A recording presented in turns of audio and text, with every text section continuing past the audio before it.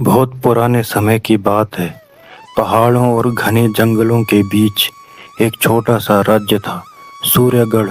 वहाँ के राजा वीरेंद्र अपनी ईमानदारी और न्याय के लिए दूर दूर तक प्रसिद्ध थे। लोग कहते थे, राजा वीरेंद्र अपना सिर कटवा सकते हैं, लेकिन अपना दिया हुआ वचन कभी नहीं तोड़ते। एक दिन राज्य में भयंकर सूखा पड़ा। खेत सूख गए, नदियां छोटी हो गई और लोगों के घरों में अनाज खत्म होने लगा। राजा ने दरबार लगाया। राजा वीरेंद्र बोले, मेरी प्रजा भूखी है। जब तक मेरे राज्य में एक भी व्यक्ति भूखा है, मैं चैन से नहीं बैठूंगा। दरबार में बैठे सभी लोग चुप थे। तभी एक गरीब लकड़हारा माधव आगे आया। माधव बोला, महाराज, जंगल के पुराने हिस्से में एक रहस्यमयी गुफा है। कहते हैं वहाँ ऐसी शक्ति रहती है जो किसी की भी इच्छा पूरी कर सकती है।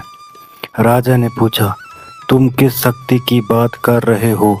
माधव ने धीमी आवाज में कहा, शैतान जोरावर की। दरबार में डर फैल गया।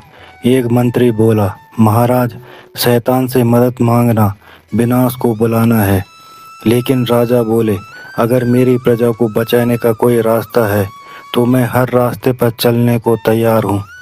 रात को राजा वीरेंद्र अकेले जंगल की ओर निकल पड़े। उनके साथ केवल माधव था। घना अंधेरा था। पेड़ों की आवाज़ें डर पैदा कर रही थी। अचानक जमीन कांपने लगी। एक विशाल काली गुफा के सामने धुआं उठने लगा। एक भारी आवाज़ आई, कौन है जो मेरे द्वार पर आया है?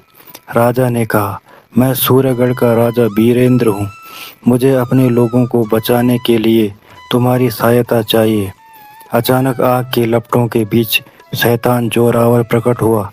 उसकी आंखें चमक रही थी।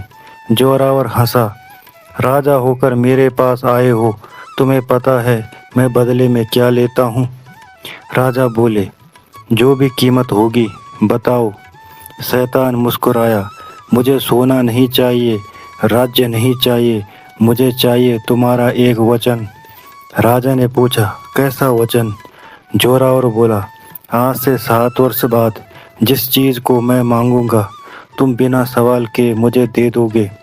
माधव घबरा गया, महाराज, सोच लीजिए, शैतान की बातों पर भरोसा मत कीजिए।